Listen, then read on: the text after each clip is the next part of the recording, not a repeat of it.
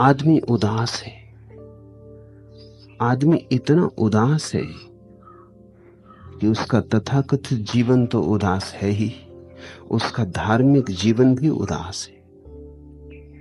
इसलिए जोगी का लिबास तो उदास आदमी का प्रतीक हो गया। जोगी का तो अर्थ ही हो गया हारा टूटा दुखी, जीते जी मरा हुआ। जिसके जीवन में कोई रस की धार नहीं, मरुस्थल है जो। पर यह बात उल्टी है। योगी के ही जीवन में रस की धार होती और सब मरुस्थल है। योगी के जीवन में ही परमात्मा की झलक होती और योगी के जीवन में ही उगता है अंदर का सूरज। तो योगी के जीवन में तो आनंद होगा, नृत्य होगा, गीत होगा। चाहे तुम पहचान ना पाओ, क्योंकि जिन गीतों को तुम पहचानते हो वैसे गीत वहां ना होंगे। और जिस आनंद को तुमने जाना है वह आनंद तो झूठा है। असली सिक्के वहां होंगे। नकली सिक्कों के तुम आदी हो गए तो शायद तुम ना भी पहचान पाओ। मैंने सुना है कि एक बूढ़ी स्त्री अपने बेटे के साथ, बेटा एक चित्रकार था, एक कला प्रदर्शनी को देखने गई। वहां उसने पिकासो की एक बहुत प्रसिद्ध कृति देखी, लेकिन न उसे पिकासो का कुछ पता है, न पिकासो की मूल कृति उसके सामने है। लाखों रुपए की उसकी कीमत है, इसका उसे कुछ पता है। वो अपने बेटे से देख के बोली, ये भी कौन चित्रकार है? मालूम होता है अपने घर जो कैलेंडर टंगा है उसी की नकल इसने की। कैलेंडर पिकासो की इस कृति की नकल है, ये मूल कृति है। लेकिन उस बूढ़ी स्त्री को माफ करना होगा, कैलेंडर ही उसने देखा सदा घर में टंगा हुआ है। अब आज अचानक मूल कृति देखी तो उसे लगती है कि शायद ये कैलेंडर की नकल, और वो चकित है कि किस नासमझ ने इसको यहां टांगा है। इसको प्रदर्शन करने की जरूरत क्या है? पहली तो बात नकल, वो भी एक साधारण से कैलेंडर की जो अपने घर में वर्षों से टंगा है। तुमने तो जो जाना है वो नकल है। योगी के जीवन में जो सुवास तुम्हें मिलेगी वो असल है, वो असली सिक्का है। स्वामी राम कहा करते थे, धर्म नगद है और असली सिक्का है। यहां तो सब उल्टा हो गया है। यहां तो तुमने करीब करीब दुख को ही धीरे धीरे सुख मान लिया है। मानो ना तो करो भी क्या, मन को तो समझाना पड़ता। उदास से उदास आदमी से मिलो, पूछो कैसे हो, कहता सब मजा है, सब ठीक चल रहा है, प्रभु की कृपा। और चेहरा कुछ और कह रहा, आंखें कुछ और कह रही, ओंठ कुछ और कह रहे, शब्द झुटला रहे हैं उसके व्यक्तित्व को। मातमी से मातमी चेहरा भी कहता है सब ठीक है, तुम सब ठीक है। शायद होश में भी नहीं कहते कि तुम क्या कह रहे हो। सब कहां ठीक है? सभी ठीक होता तो फिर क्या कहना था। लेकिन तुम्हारी अड़चन क्षमा करने योग्य है, क्योंकि अगर तुम इसको ही ठीक न मान लो तो जियोगे कैसे, सोओगे कैसे, उठोगे कैसे, बैठोगे कैसे? प्रतिपल कांटा चुभेगा, मुश्किल हो जाएगी जीना, जीवन कठिन हो जाएगा। इसलिए धीरे धीरे इसी को सुख मान लेते हैं। हम सब बहुत सुखी हैं, लेकिन सुख की कोई बात नहीं। हम सब बहुत दुखी हैं, लेकिन दुख का कारण ज्ञात नहीं। प्रेमालाप मग्न ये जोड़े चट्टानों की छाहों में, जैसे कोई सत्य खोजता हो झूठी अफवाहों में।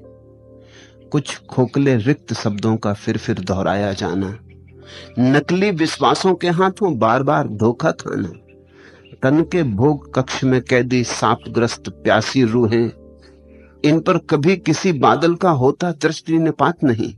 हम सब बहुत सुखी हैं, लेकिन सुख की कोई बात नहीं। हम सब बहुत दुखी हैं, लेकिन दुख का कारण ज्ञात नहीं। न तो सुख है जीवन में,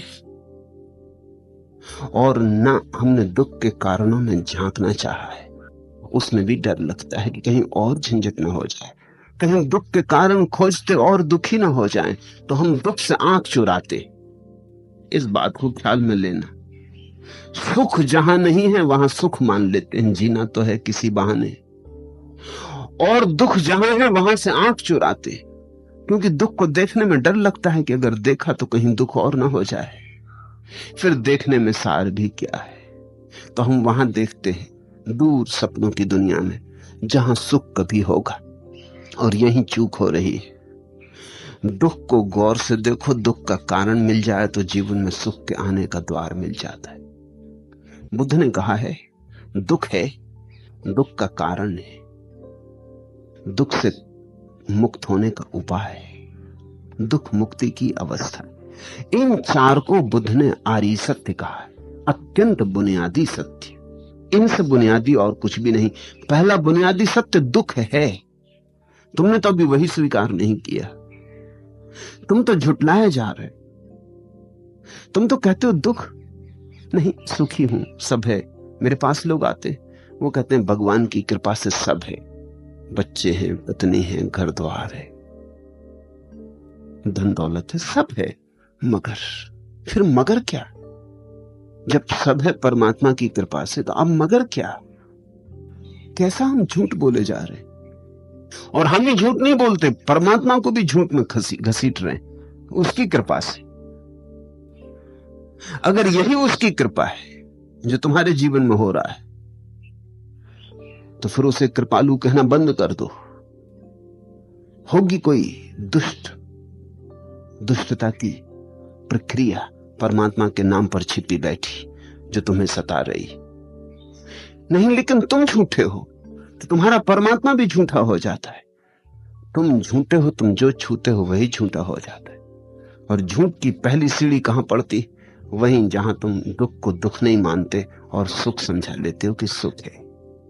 फिर जब तुम दुख को सुख मान लेते हो, तो तुम एक ऐसी प्रक्रिया में पड़ गए कि अब तुम दुख के कारण कैसे खोजोगे। जब सुख ही मान लिया तो दुख का कारण कैसे खोजोगे? जिसने बीमारी को स्वास्थ्य मान लिया वो चिकित्सक के पास जाए क्यों? और जिसने बीमारी को स्वास्थ्य मान लिया वो बीमारी का कारण क्यों खोजे? बीमारी है ही नहीं तो कारण कैसे खोजे?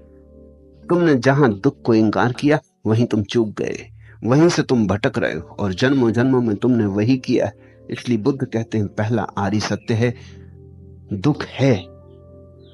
इसे झुठलाओ मत, भागो मत, आंख मत मूंदो। आंख मूंदने से दुख मिटेगा नहीं, आंख मूंदने के कारण ही दुख बढ़ता गया है। तुम आंखें मूंदे खड़े हो और दुख बढ़ता चला गया। आंख खोलो, कारण खोजो। दुख है, सुख जरा भी नहीं है।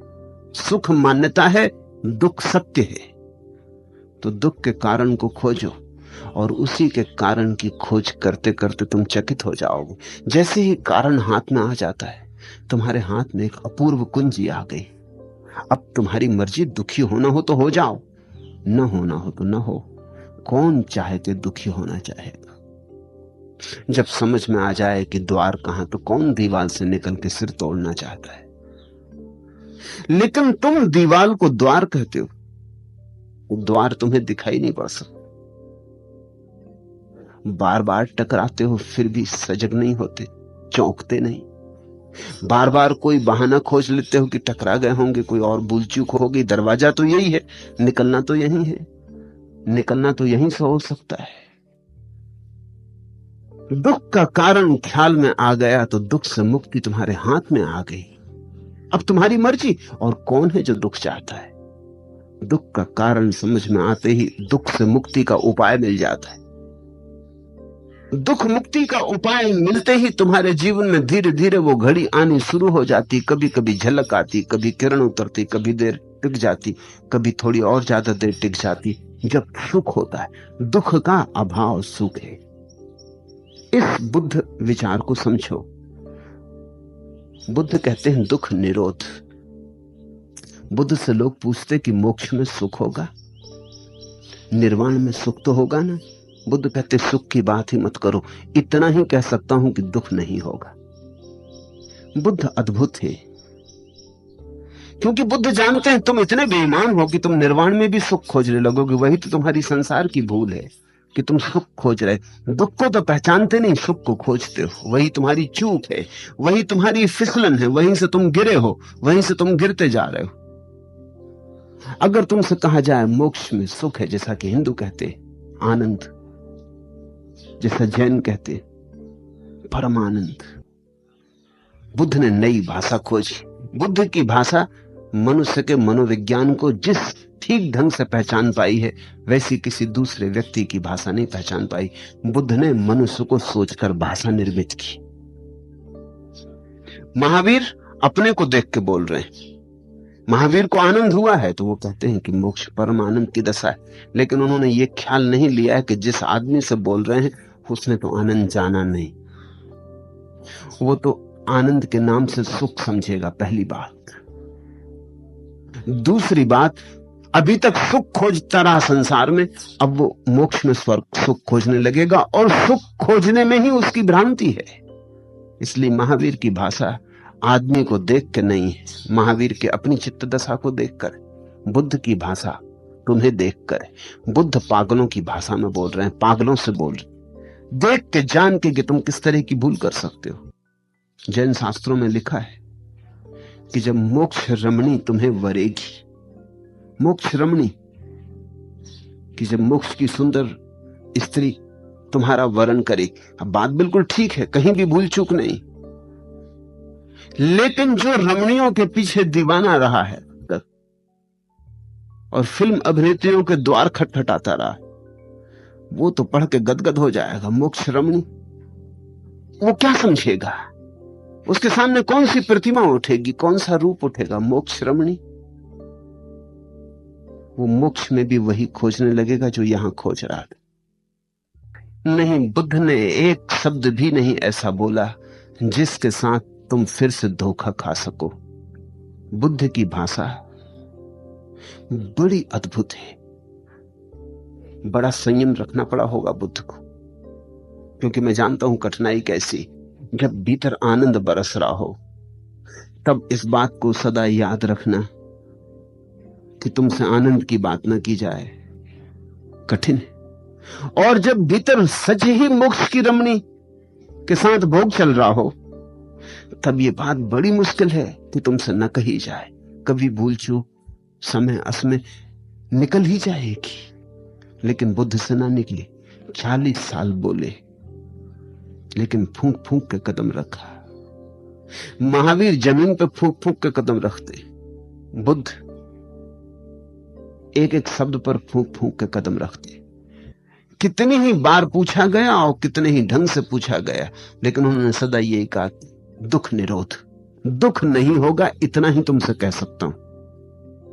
सुख होगा कि नहीं तुम जानो, मेरी तरफ से इतनी भर पक्की बात है कि दुख नहीं होगा। इसलिए बुद्ध का प्रभाव बहुत समझदार लोगों पर पड़ा, ना समझ लोगों पर नहीं पड़ा। ना समझ उन्होंने कहा यह भी कोई लक्ष्य हुआ, दुख निरोध, दुख नहीं होगा। ये बात कुछ जस्ती नहीं, कुछ विधायक।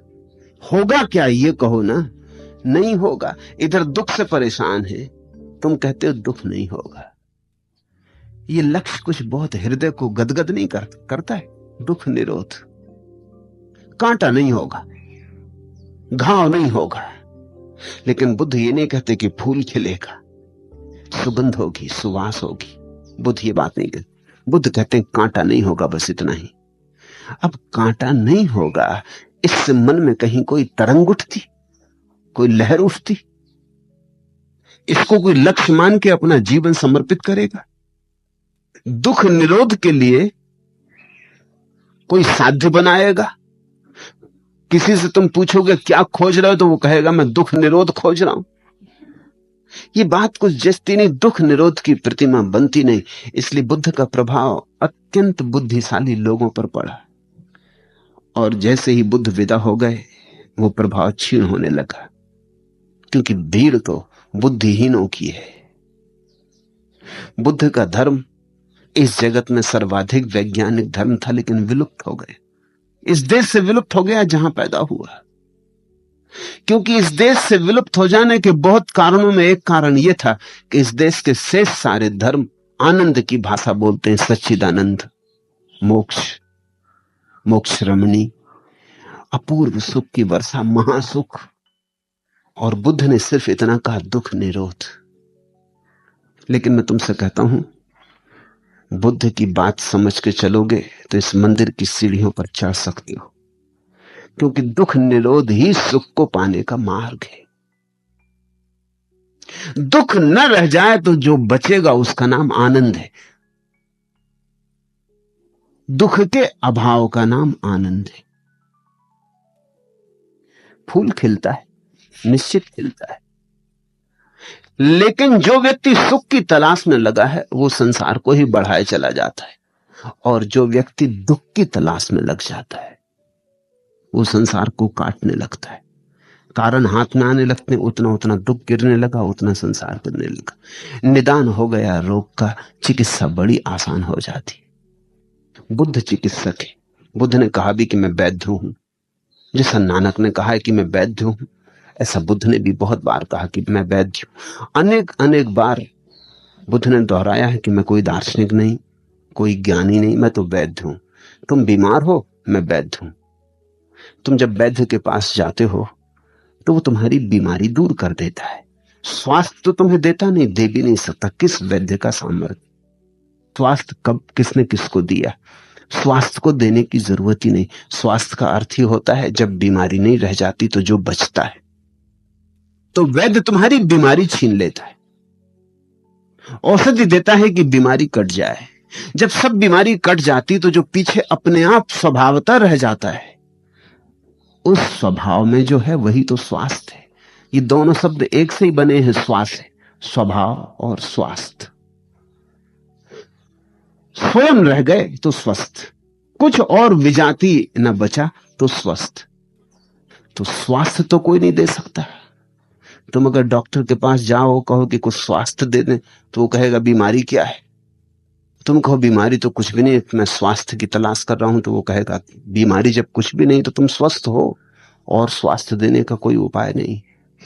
बीमारी छीनी जा सकती है, स्वास्थ्य दिया नहीं जा सकता। तो बुद्ध बीमारी का विश्लेषण किए, बीमारी को ठीक ठीक तर्कयुक्त ढंग से साफ कर दिया। फूल खिलता है, नाव नहीं ये अधर हैं, हंसती इनसे झील। पता नहीं ये जिंदगी कितने लंबे मील। लकड़ी की इस देह के टूटे हुए किवाड़, पीछे रेगिस्तान है, आगे उठे पहाड़। कोने पर से फट गई यह चिट्ठी सी धूप, संध्या ऐसी लग रही ज्यों विधवा का रूप। कच्ची मिट्टी के मनुज आवे जैसा गांव, अंगारों का फर्श है और धुएं की छांव। 12 बजते ही मिली सुइयां दोनों साथ, अभिवादन करता समय जुड़े घड़ी के हाथ। पीली आंखें धूप की, नीले दर्द हजार, पतझड़ में शायद तभी हरा हो गया प्यार। कपट छलाओं का नगर, तीखे तीखे लोग, मित्रों को भी लग गया नागफनी का रोग। संबंधों की हथकड़ी, चेहरे हैं अभियुक्त, आंखों के पक्षी उड़े होकर बंधन मुक्त। चोरी करके चांद की गए तिमिर के चोर, गश्त लगाता फिर रहा यहां सिपैया भोर। लहंगा पहने धूप का, उतरी जल में शाम, बूढ़े बरगद ने कहा पलक मूंद कर राम। अनगिन चेहरों से लदा यह नीला आकाश, बरसों खोजा न मिला अपना सुर्ख पलाश। वर्षों क्या, जन्मों खोजा ना मिला अपना सुर्ख पलाश। वो जो अपने भीतर का सुर्ख फूल है वो मिला नहीं, और जब तक वह नहीं मिला तब तक कुछ भी नहीं मिला। तब तक तुमने जो भी इकट्ठा कर लिया सब बोझ, और जब तक तुमने जो भी खोजा सब व्यर्थ है। तुम रेगिस्तानों में भटकते रहे, मरुद्धान मिला नहीं। ये भी स्वीकार करने का मन नहीं होता कि मरुद्धान मिला नहीं, इसलिए मान लेते हो कि मिल गया। ऐसे सांत्वना हो जाती है। सांत्वना से जागो तो ही सत्य मिलता है। तुम्हारे तथाकथित साधु सन्यासी तुम्हें सांत्वना ही देते। सांत्वना से जागो तो सत्य मिलता है, सांत्वना से सत्य नहीं मिलता। मैं तुम्हारे साथ जो प्रयोग कर रहा हूं वो है तुम्हारी सांत्वनाएं छीन लेने का प्रयोग। तुम्हारी सब सांत्वनाएं छिन जाएं तो तुम्हारे जीवन का दुख इतना है कि वही दुख तुम्हें जगा देगा। तुम्हें दुख जगा नहीं पा रहा है क्योंकि तुमने सांत्वनाओं की खूब आड़ बना रखी, सांत्वनाओं के खूब तुमने कवच पहन रखे। दुख है और नहीं जगा पा रहा, अलार्म बज रहा है दुख का और तुम कानों में रुई लगाए पड़े हो। वो रुई सांत्वना है, दुख बजता है लेकिन कान में रुई लगाए पड़े हो तो सुनाई कैसे पड़े। और तुम चाहते हो कि किसी तरह सुनाई ना पड़े तो तुम रुई बढ़ाते चले जाते हो। धर्म या धर्मगुरु का एक ही प्रयोजन है कि तुम्हारे कान की सब रुई निकाल ले। बुद्ध ने 40 वर्ष यही अद्भुत प्रयोग किया और बहुत लोग उनके पास सत्य को उपलब्ध हुए। और जिसे भी सत्य को पाना हो उसे टालना नहीं चाहिए, उसे ये नहीं कहना चाहिए कल निकालेंगे कान की रुई। अभी निकालो तो निकलेगी, कल पर छोड़ा तो कभी ना निकलेगी। एक संस्मरण और जोड़ दूं, ओ मेरे इतिहास रुको तो। हम रोके जा रहे हैं हर चीज को। हम कहते हैं जरा ठहरो, थोड़ा और धन इकट्ठा कर लूं, कि थोड़ा और मन इकट्ठा कर लूं, कि थोड़ा और ऐसा कर लूं, कि थोड़ा और वैसा कर लूं। एक संस्मरण और जोड़ दूं, ओ मेरे इतिहास रुको तो। हम तो मौत से भी यही कहें, मौत सुनती नहीं इसलिए बात मुश्किल हो जाती, नहीं तो हम तो मौत से भी कहें कि जरा रुक जा। एक संस्मरण और जोड़ दूं, मैंने तुमको अपना जाना, अपने से भी ज्यादा माना, पर इतना सब करने पर भी सचमुच क्या तुमको पहचाना। तुम तो अब भी पहले जैसे लगते हो वैसे के वैसे। एक संस्मरण और जोड़ दूं, ओ मेरे मधुमास रुको तो। रात न रुचती स्वप्न न भाता, दिवस सरी का दिवस न जाता। लगता पहले मैं भी था कुछ, पर अब कुछ भी याद ना आता। सच कितना मजबूर हुआ है, अपने से भी दूर हुआ है। एक विस्मरण और जोड़ दूं, ओ मेरे विश्वास रुको तो। केवल इतनी कथा हमारी, अथ पर इति की पहरेदारी। कभी समरना चाहा होगा, अब तो बुझने की तैयारी। मन था नई सृष्टि रचने का, अब प्रयास सबसे बचने का। एक संवरण और जोड़ दूं, ओ मेरे सन्यास रुको तो। एक संस्मरण और जोड़ दूं, ओ मेरे इतिहास रुको तो। बुद्ध ने ऐसा नहीं किया। जिस दिन देखा कि मृत्यु है, जिस दिन देखा कि बुढ़ापा है, जिस दिन देखा कि जीवन में दुख है, उसी रात छोड़ दिया सब। उस रात छोड़ने के बाद बुद्ध ने जो कसम खाई वो समझने जैसी है। बुद्ध ने कहा, चाहे मेरा चमड़ा, नसें, हड्डी ही क्यों न शेष रह जाएं, चाहे शरीर, मांस, रक्त क्यों न सूख जाए, किंतु बिना सम्यक संबोधि को प्राप्त किए नहीं रहूंगा, क्योंकि उसके बिना रहने का कोई अर्थ नहीं। सम्यक संबोधि एकमात्र संपदा है। सम्यक संबोधि का अर्थ है बिना जागे नहीं रहूंगा। सोया सोया अब नहीं रहूंगा, सब दांव पर लगा दूंगा, लेकिन अब नींद में रहने का कोई भी कारण नहीं। जहां मौत है वहां जो सो रहे वे गाफिल हैं और नासमझ। जहां मौत सब छीन लेगी वहां जो इकट्ठा कर रहे वो पागल हैं और विक्षिप्त। अब नहीं, तो बुद्ध ने सब दांव पर लगा दिया। लंबी तपस्या की, 6 वर्ष कठोर तपस्या की। सच में ही हड्डी, मांस, मज्जा सब सूख गया। हाथी की हड्डियां दिखाई पड़ने लगी। कथाएं कहती हैं कि पेट पीठ से लग गया, सब सूख गया। अपूर्व संघर्ष किया, गहन संकल्प किया और सब दांव पर लगा दिया। उसी संकल्प का अंतिम परिणाम समर्पण था। उसी संघर्ष का अंतिम परिणाम विश्राम था। तुम में से बहुत लोग समर्पण करते हैं, लेकिन समर्पण के पहले समर्पण करने को ही कुछ नहीं होता। कभी मुझे सुन लेते हैं ये कहते कि ध्यान भी छोड़ना पड़ेगा, तो वो कहते हैं फिर ठीक, हमने किए ही नहीं, झंझट में क्यों पड़ना। कभी मैं कहता हूं गुरु भी छोड़ना पड़ेगा, तो वो कहते हैं फिर ठीक है, जब छोड़ना ही पड़ेगा तो गुरु करना ही क्यों। लेकिन तुम वही छोड़ सकते हो जो तुम्हारे पास है। ध्यान हो तो ध्यान छोड़ सकते हो। निश्चित ही मैं बार बार कहता हूं कि नदी पार कर जाने पर नाव छोड़ देनी पड़ती, तो तुम कहते हो नाव चढ़े ही क्यों, लेकिन तब तुम दूसरे किनारे ही रह जाओगे। ये बात उस किनारे जाके छोड़ने की हो रही थी। नाव पकड़नी पड़ेगी और छोड़नी पड़ेगी। बुद्ध ने संकल्प किया, संघर्ष किया, तपश्चर्या की, और आखिरी चरम शिखर पर पहुंचे। उसके बाद मनुष्य के हाथ में करने को कुछ भी नहीं बचता। कर्ता की आखिरी स्थिति आ गई। वहां से कर्ता गिरा, बिखर गया, समाप्त हो गया। वही अहंकार विसर्जित हो गया। जो बचा वही बुद्धत्व है। आज के सूत्र जिस कथा से संबंधित हैं वो मैं पहले कह दूं। जिस परिस्थिति में बुद्ध ने ये सूत्र, आज के पहले 2 सूत्र कहे, पहले 2 सूत्र, यत् जित नाव जियति जित्तमस नो याति कोचि लोके तम बुद्धम अनंत गोचरम अपदम केन पदेन नेसस्त। यस जालनी विसत्तिका तन्हा नत्थि कुहिंच नेलवे तम बुद्धम अनंत गोचरम अपदम केन पदेन नेसस्त। जिसका जीता कोई अनजीता नहीं कर सकता है और जिसके जीते को कोई दूसरा नहीं पहुंच सकता, उस अनंत दृष्टा और अपद बुद्ध को किस पथ से ले जाओगे? अपने जाल में सबको फंसाने वाली तृष्णा जिसे नहीं डिगा सकती, उस अनंत दृष्टा और अपद बुद्ध को किस पथ से ले जाओगे? ये पहले 2 सूत्र एक खास स्थिति में कहे गए थे।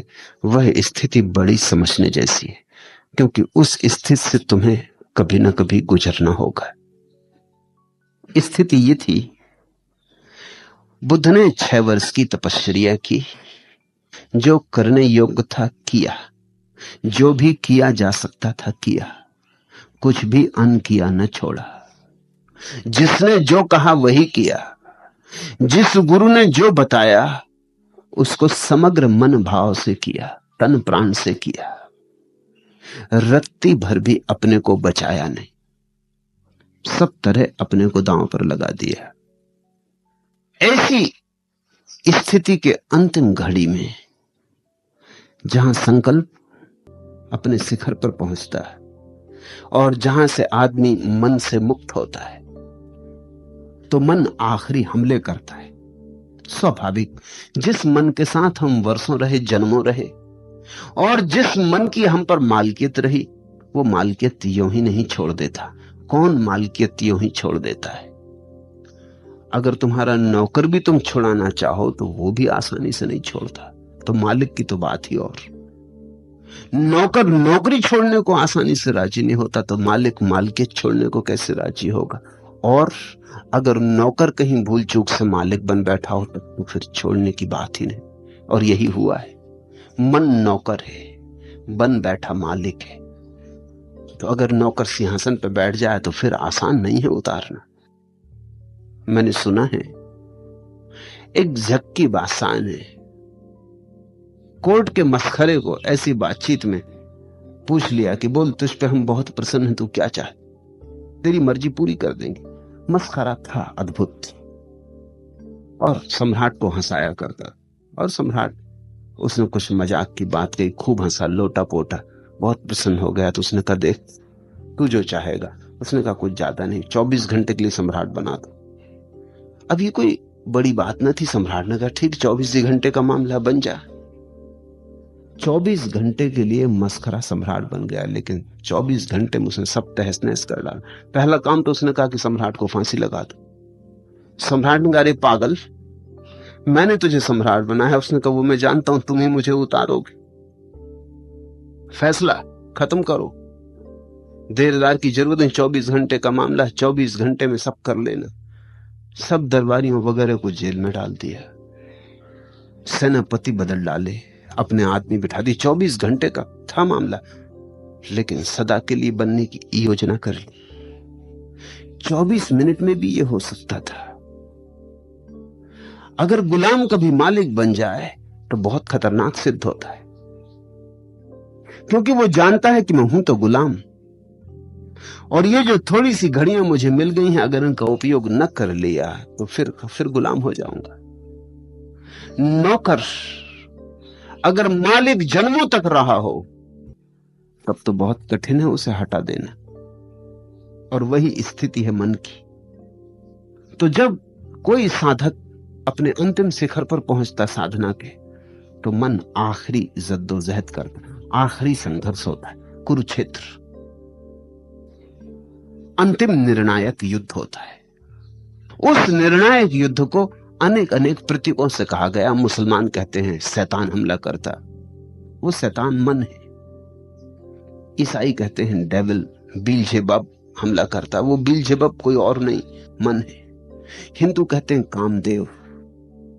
और स्वभावतः हिंदुओं के पास सबसे श्रेष्ठ कथाएं, क्योंकि उन्होंने खूब परिमार्जित किया है, 10,000 साल तक परिमार्जन किया है।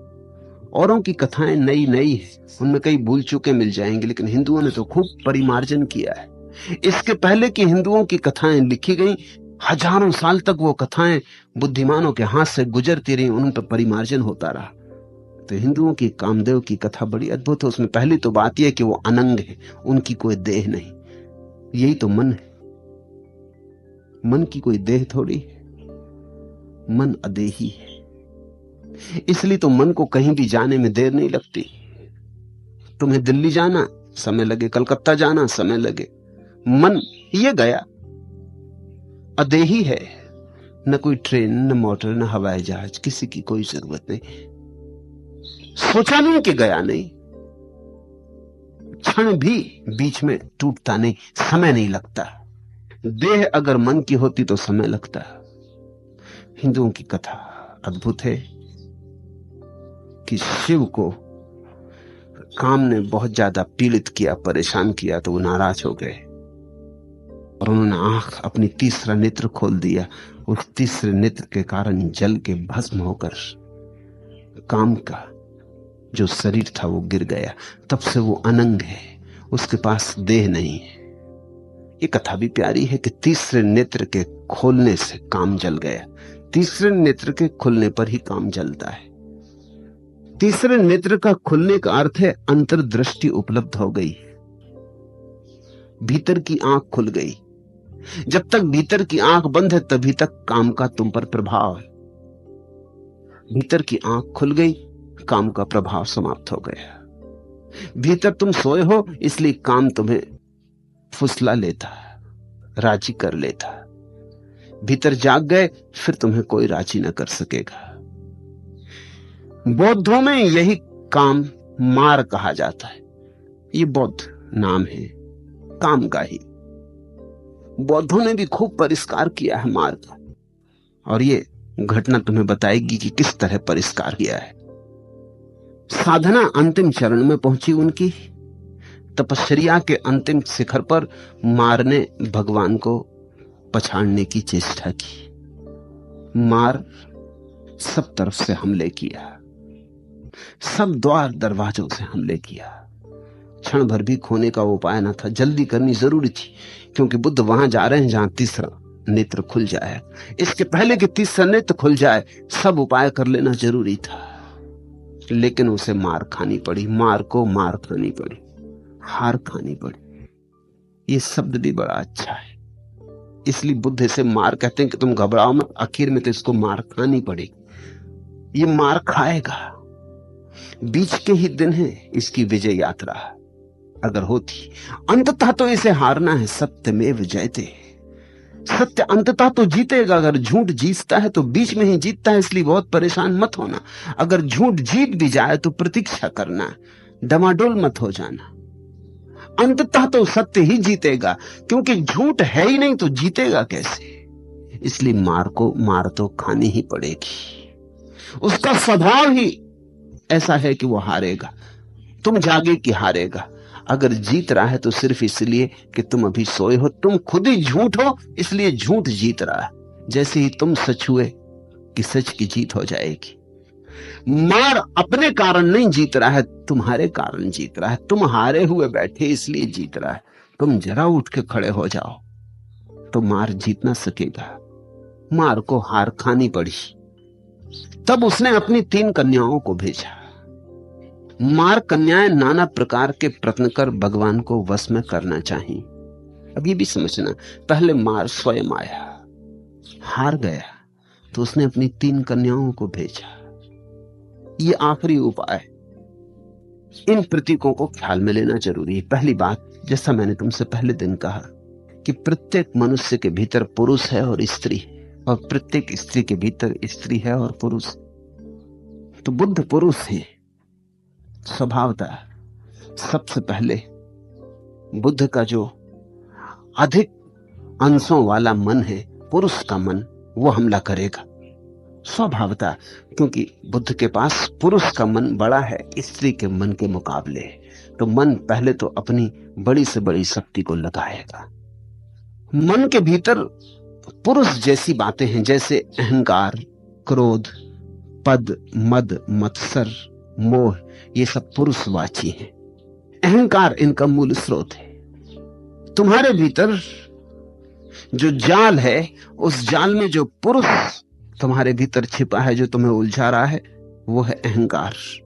इसलिए तुम पाओगे कि पुरुषों की सबसे बड़ी पीड़ा अहंकार है, सबसे बड़ी अड़चन उनकी अहंकार की। इसलिए पुरुष को समर्पण करना बहुत कठिन होता है, झुकना कठिन होता है। टूट जाए, झुकना नहीं चाहता। कहावतें कहती हैं टूट जाना मगर झुकना मत। ये पुरुष की अकड़ है। अहंकार पुरुष मन का आधार है। तो मार पहले स्वयं आया, इसका अर्थ है पुरुष के द्वार से आया।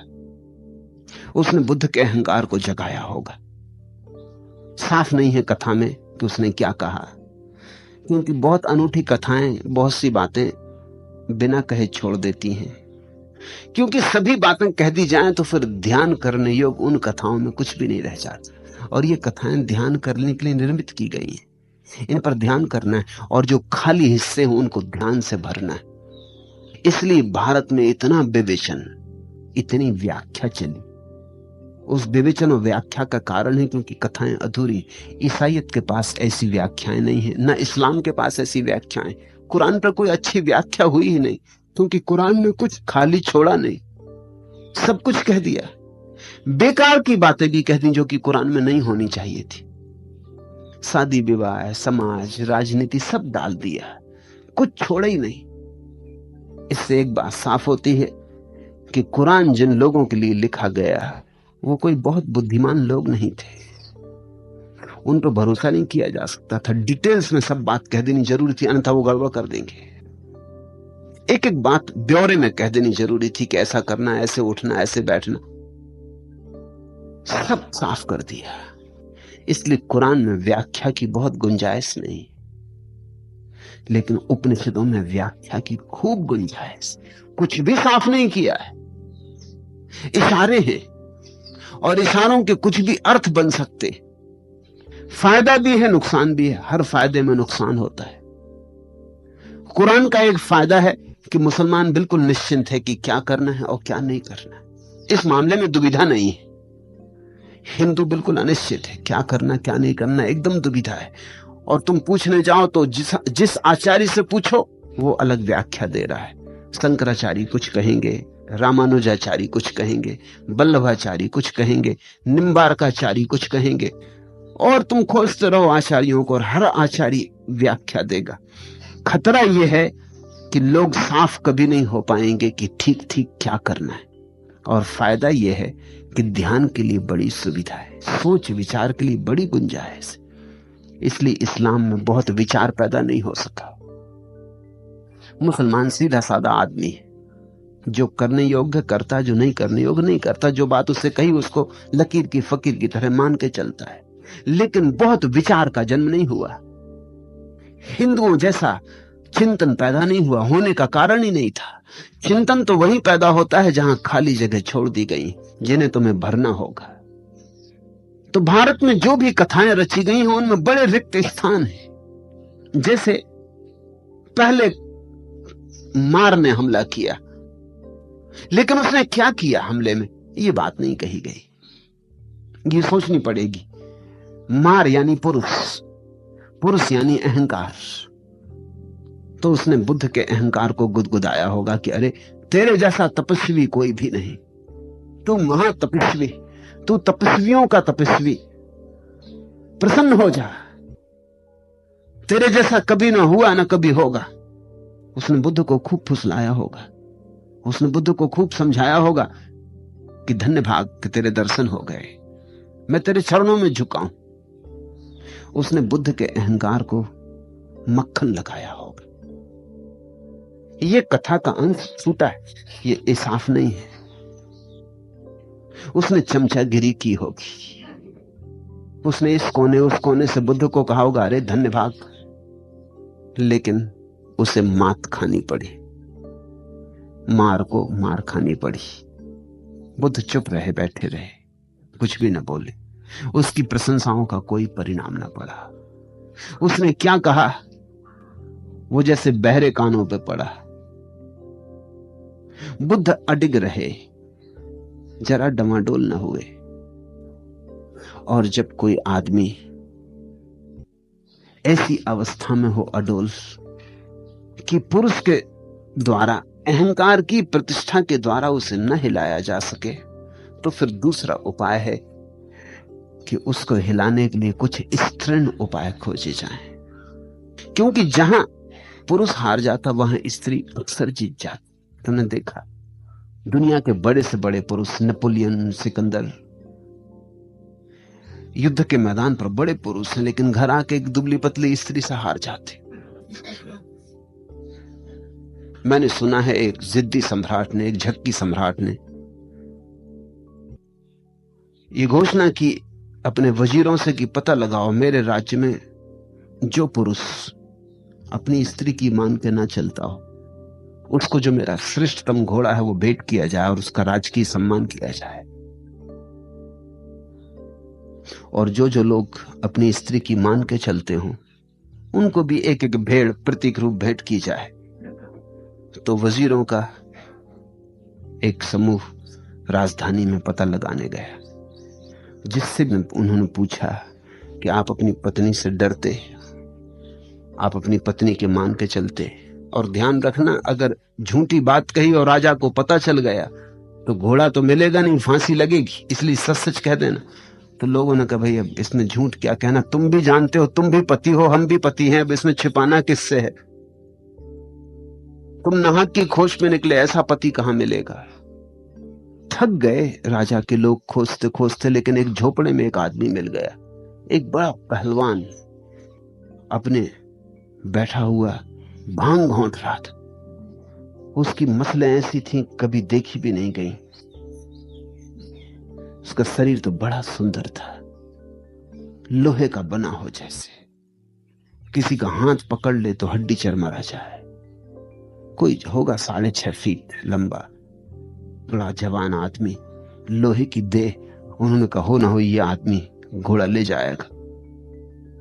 तो उन्होंने उस आदमी से पूछा कि ऐसा सम्राट ने पूछवाया है। तो उसने सिर्फ अपनी मसलें उठा के दिखाई उनको। उनके दर्शन ने कहा कि देखते स्त्री इत्यादि को तो ऐसा मसल दूंगा, अगर मेरे हाथ में स्त्री पड़ जाए तो बस खत्म, जरा मेरा हाथ तो पकड़ कर देखो, उसने कहा। और वजीर का हाथ पकड़ लिया तो वजीर को छोड़ाना मुश्किल हो गया। और वजीर रोने लगा, उसने कहा मेरा हाथ छोड़ भाई, घोड़ा तुझे मिल जाएगा, मगर तू ये क्या करता, हाथ तो छोड़। मगर घोड़ा किस रंग का चाहिए? राजा के पास 2 घोड़े, काला और सफेद। तो उसने भीतर आवाज दी कि मुन्ने की मां, काला की सफेद? मुन्ने की मां ने कहा सफेद। तो वजीर ने कहा तुझे भेड़ मिलेगी। वजीर मुन्ने की मां से पूछ के तय कर रहा है आखिर में। और मुन्ने की मां निकली बिल्कुल दुबली पतली औरत। और उसने कहा भूल के काला मत लेना। भेड़ ही मिली पहलवान। जहां कठोर हार जाए वहां कोमल के जीतने की संभावना है। कथा अर्थपूर्ण है। खुद तो हार गया मार, उसने अपनी 3 कन्याओं को भेजा। तीन क्यों? आखिर खुद अकेला आया था, एक ही कन्या काफी होती, तीन क्यों? उसमें भी बौद्ध प्रतीक है। बौद्ध कहते हैं स्त्री का इसलिए तो पता नहीं लग पाता कि वो कितनी होती, एक लेकिन तीन, अभी कुछ अभी कुछ अभी कुछ, सुबह कुछ दोपहर कुछ सांझ कुछ, पक्का भरोसा नहीं कि क्या है। त्रिवेणी है ना प्रयाग में, ऐसा स्त्री भी एक अपूर्व संगम है। उसमें दो नदियां तो दिखाई पड़ती हैं, एक बिल्कुल दिखाई ही नहीं पड़ती, सरस्वती का तो पता ही नहीं चलता कि, तो तुम जो देख सकते हो उसको तो तुम पहचान सकते हो, लेकिन एक है जो अदृश्य, और जो दृश्य से जीत जाए वो भी अदृश्य से हारने की संभावना रखता है। तो तीन तीन प्रतीक है। तीन का मतलब है एक से जीते तो दूसरे से मुश्किल, दूसरे से जीते तो तीसरे से मुश्किल, और एक तरफ लड़ाई नहीं होगी, तीन तरफ से लड़ाई होगी। तुमने कभी स्त्री से झगड़ा करके देखा? झगड़ा कई तरह का होगा, वो तर्क से भी लड़ेगी, हालांकि तर्क चाहे उससे करते ना बने, तर्क भी करती जाएगी, क्रोध भी करती जाएगी और रोने भी लगेगी। अब ये बहुत मुश्किल काम हो जाता है, क्योंकि अगर तर्क ही करना है तो बात साफ समझ में आती है, पुरुष को समझ में आता है कि तर्क कर लो, चलो निपटारा कर ले, उसमें पुरुष जीत भी सकता है। लेकिन स्त्री उसी पे भरोसा नहीं रखती, वो क्रोध भी कर रही है, हो सकता है चीजें फेंक रही हो तुम्हारे ऊपर, लेकिन उस पर भी भरोसा नहीं, क्योंकि क्रोध में तो पुरुष जीत सकता है, तो वो रो भी रही है। अब उसने तुम्हें तीन तरफ से घेर लिया, तर्क से हारो तो ठीक, क्रोध से हारो ठीक, नहीं तो उसके रोने को देख के तो हारोगे ना। वो अपनी छाती पीटने लगी है, अपने सिर पटक रही है, उसका हमला तीन द्वारों से है। इसलिए कथा कहती है कि मार ने अपनी तीन कन्याओं को भेजा। मार कन्याएं नाना प्रकार के प्रयत्न कर भगवान को अपने बस में करना चाहिए, लेकिन बुद्ध शांत रहे, उन्होंने हां हूं कुछ भी ना किया, वो सिर्फ देखते रहे जो हो रहा था। क्योंकि तुमने हां हूं किया कि फंसे, तुम अगर इनकार भी कर दो तो गए, तुम अगर डर भी जाओ, भयभीत हो जाओ, तुम चिल्लाने लगो कि मुझे बचाओ या भाग निकलो बाहर, तो तुम हार गए।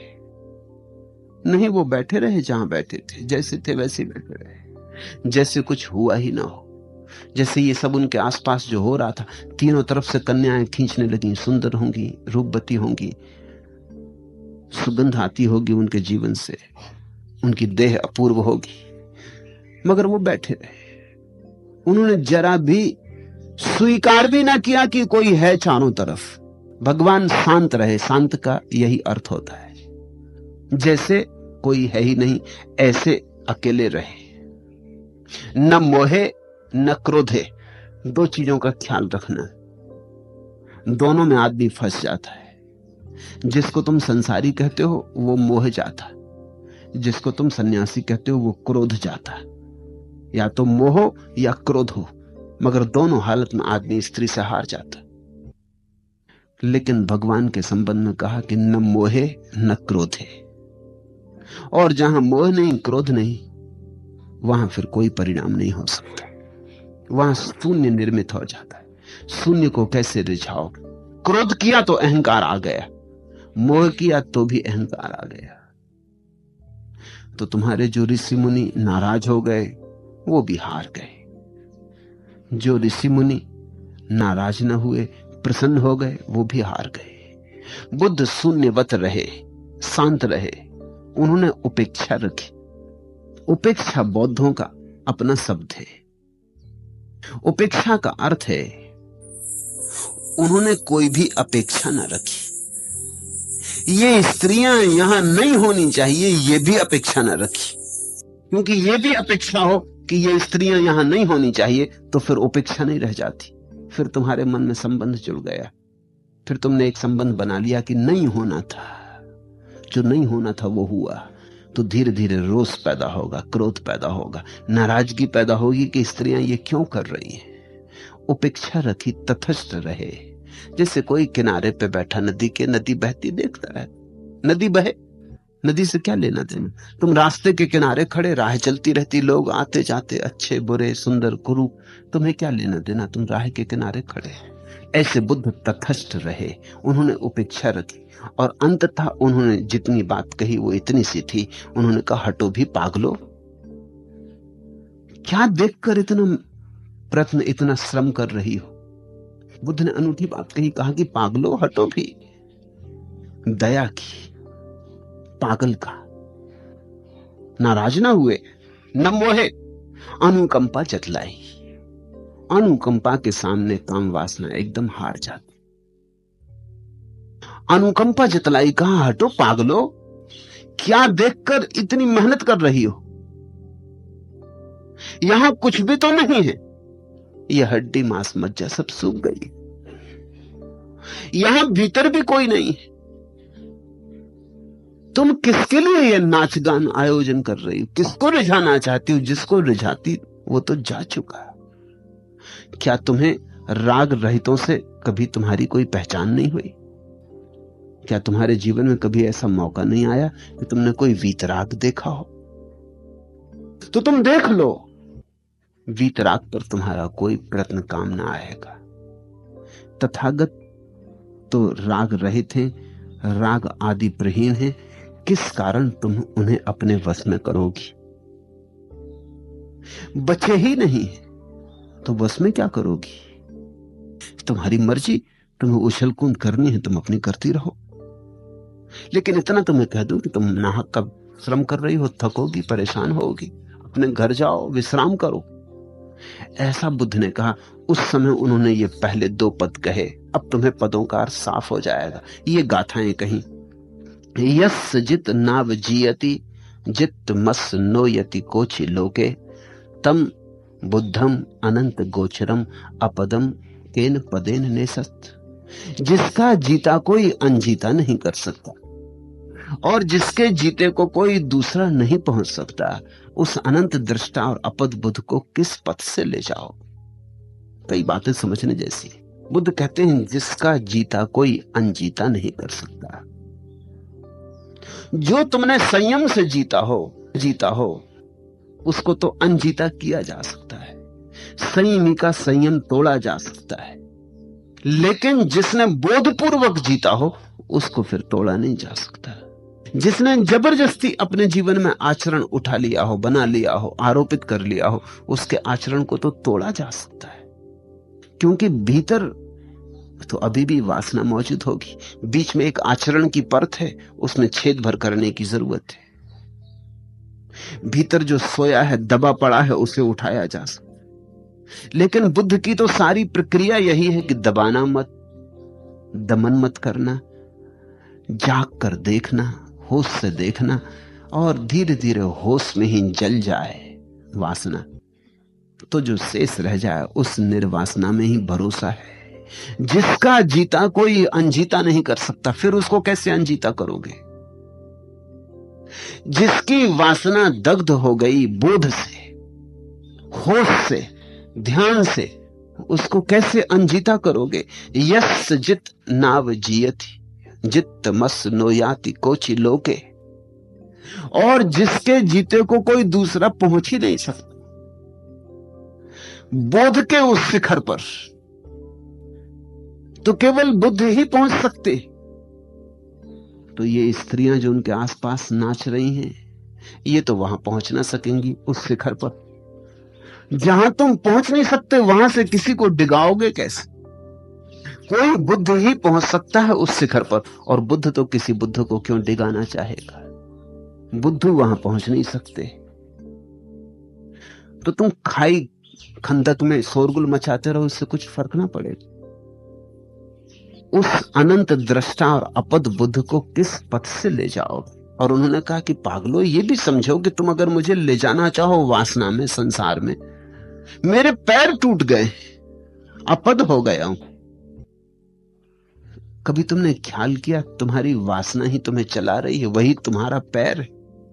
इसलिए तो परसों मैंने अंगुलीमाल की कथा में कहा कि बुद्ध ने कहा, पागल, मेरा चलना तो बहुत पहले रुक गया, तू ही चल रहा है, तू रुक। और अंगुलीमाल बैठा हुआ धार दे रहा था, चल नहीं रहा, और बुद्ध चल रहे थे। तम बुद्धम अनंत गोचरम अपदम केन पदेन नेसस्त। तो बुद्ध ने जब ये कहा कि मुझ न चलते हुए को तू सोचता है कि चल रहा हूं, और तू अपने को बैठा हुआ मान रहा है जो कि तू चल ही रहा है, तो उनका अर्थ है वासना में ही पैर हैं तुम्हारे, आत्मा तो कहीं जाती ही नहीं। आत्मा तो अपने घर में ही है सदा, भीतरी विराजी, उसके कोई पैर ही नहीं कहीं चली जाए। वासना जाती है, और वासना कभी घर नहीं आती। वासना आवारा है, वो घूमती रहती, चक्कर ही मारती रहती, वो कभी घर नहीं लौटती। और आत्मा सदा घर में विराजमान है, वो कभी घर से बाहर जाती नहीं।